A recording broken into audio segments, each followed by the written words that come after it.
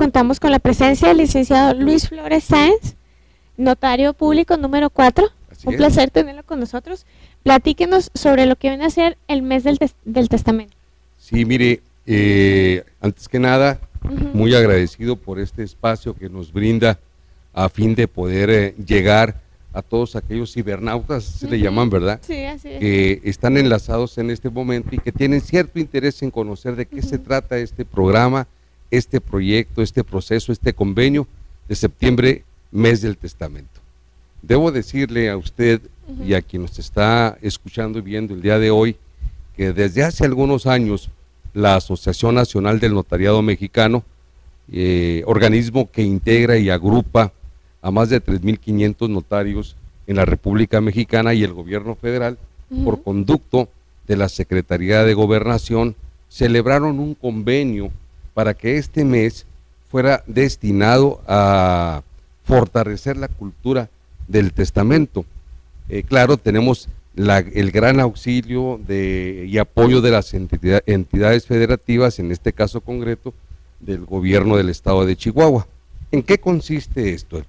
En septiembre, mes del testamento, consiste en que los notarios públicos, en este caso de la ciudad de Chihuahua, los honorarios que normalmente se devengan por el concepto de la elaboración de un testamento, que son aproximadamente 3,000 pesos, se reducen en un 50%, a efecto de darle facilidad a la población, a la ciudadanía, de que se acerque ante el notario público y que pueda otorgar su testamento. En términos generales, esa es la idea de designar, nombrar, mencionar septiembre, mes del testamento.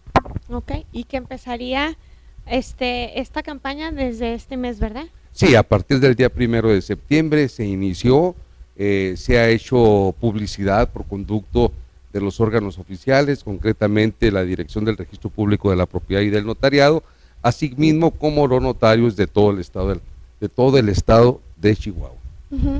Y en este caso, por ejemplo, licenciado, ¿qué personas son aptas para que se empiece a hacer el testamento? Porque muchas veces caen en el error hasta cierto punto de decir, bueno, pues yo para qué hago testamento si yo nada más tengo una casa, no tengo, ni soy dueño de empresas, ni esto, ni el otro.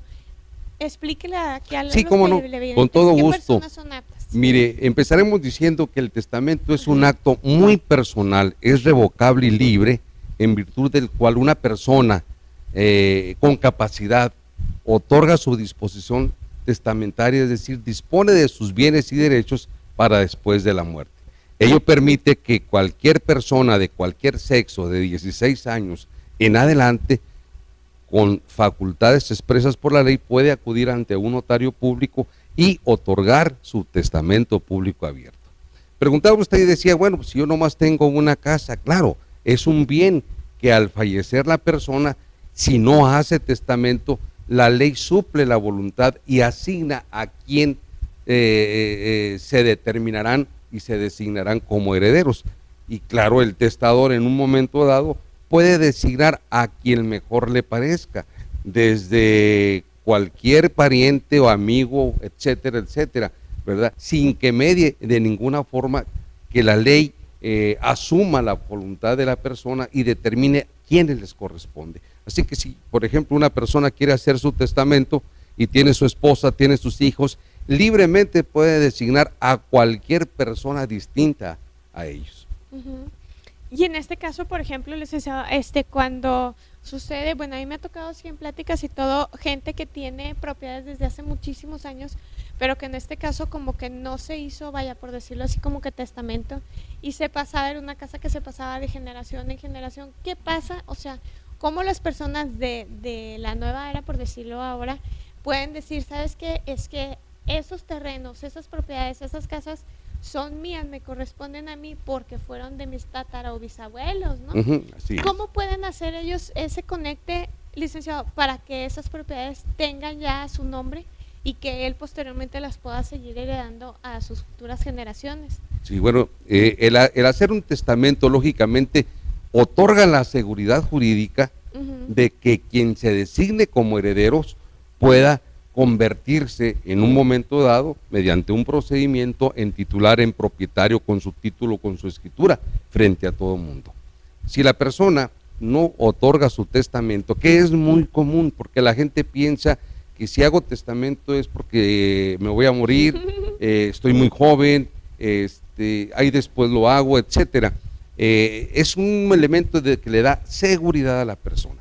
Cuando una persona no otorga su testamento, caemos en un caso que se denomina que falleció o murió intestada, es decir, sin dejar su disposición testamentaria.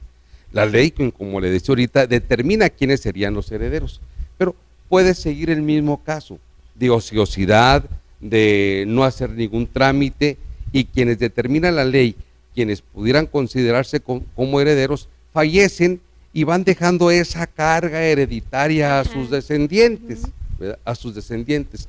Ello complica aún más las circunstancias, porque la ley determina, le voy a poner un caso muy concreto, que si una persona fallece y al fallecer era soltero, no tenía familia, y que en un momento dado los únicos que pudieran existir son el padre o la madre, la ley determina que sean los padres. Si no hay padres, serían los abuelos. Lógicamente, si no hay abuelos, se va la ley determinando hasta los parientes consanguíneos, así se le determina, colaterales en cuarto grado, es decir, hasta los primos y tíos tienen derecho en un momento determinado de recibir ese inmueble, ese mueble, esos derechos por herencia. Y si no hay ni quien, de acuerdo a lo que determine la ley, pasan a la beneficencia pública. Es decir, mucha gente dice, es que tengo que hacer el testamento porque si no el gobierno se queda con ello. Mentira, no.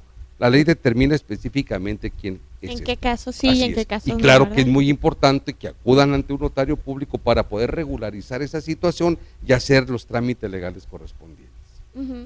Y en este caso, cuando las propiedades y todo eso, licenciado, no están como que los papeles en regla y todo eso, pero ya es de años, ¿cómo ahí le pueden hacer las personas? Tiene que buscar y hacer ¿qué le puedo llamar? Una investigación exhaustiva, ¿verdad? De quienes pudieran considerarse como herederos.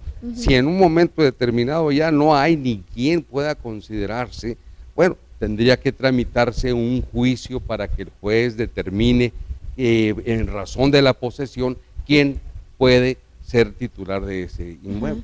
Y que dijera, por ejemplo, bueno, que o sea, es tu bisabuelo, pero como ya no está ni tu papá, ni tu abuelito, ni así, entonces ahora ya realmente ya te corresponde a ti. Así es, tendría que justificar y acreditar ante el juez ese entroncamiento de sangre para que el juez determine efectivamente este es bisnieto, este es nieto, este es sobrino en otro grado, a efecto de que en un momento determinado, acreditando ese extremo, el juez determine, él es el que le corresponde el derecho. Pero si era necesario, o ver a un juez o ver a un notario para que haga esos trámites. Ok.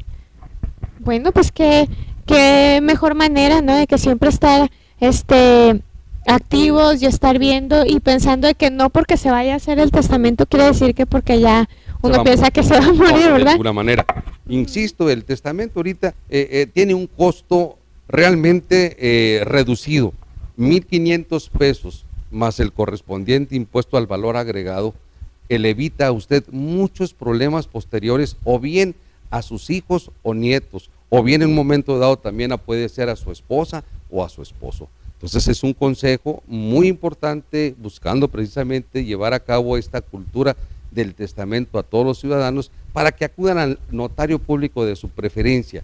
En el directorio telefónico aquí en la ciudad de Chihuahua habemos 26 notarios públicos. Busque libremente que cualquiera de ellos lo van a atender con todo el esmero, atino y sobre todo con toda la dedicación profesional que caracteriza al notariado chihuahuense.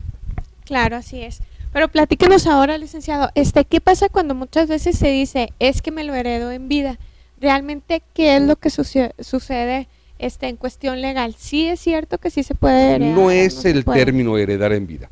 El término heredar es transmitir bienes hasta después de que el titular de una casa o el propietario llega a fallecer. Cuando normalmente la gente dice, me heredó en vida, quiere decir que se lo transmitió gratuitamente, se lo obsequió. Yo puedo donarle, por ejemplo, a mi hijo una casa, ¿verdad? En forma gratuita, y el contrato que se especifica es un contrato de donación. donde gratuitamente recibe esa propiedad. O sea, prácticamente le estoy transmitiendo en vida esta propiedad, porque yo puedo transmitirla mediante una compraventa, exactamente.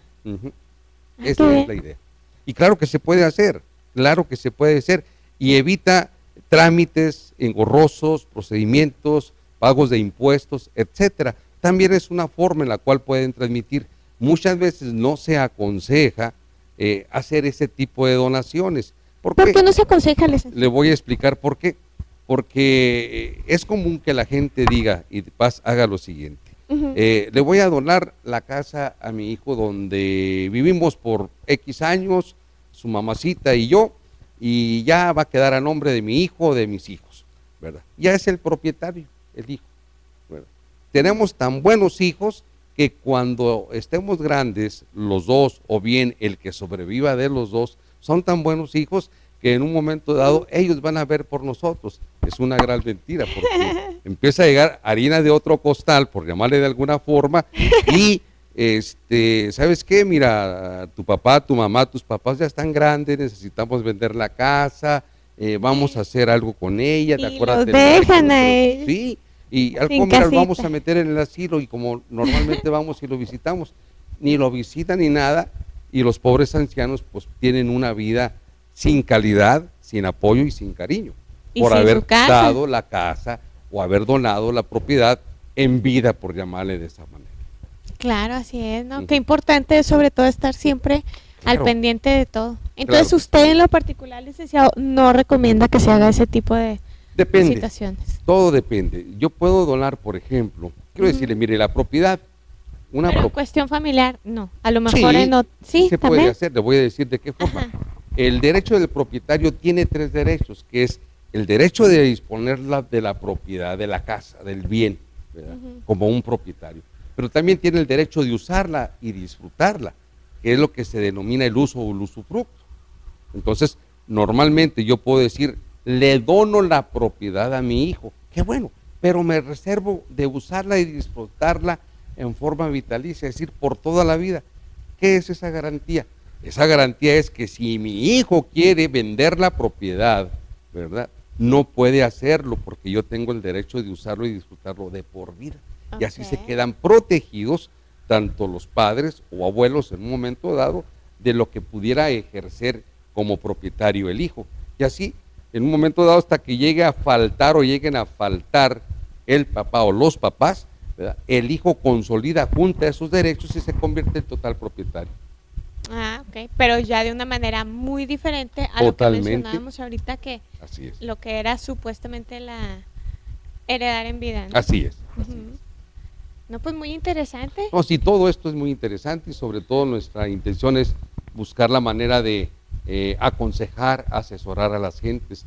Es muy común, mire, le voy a decir, que lleguen a las notarías el esposo y la esposa a hacer su testamento. Normalmente piensan que lo pueden hacer en forma conjunta, en un solo instrumento. No, es un acto muy personal.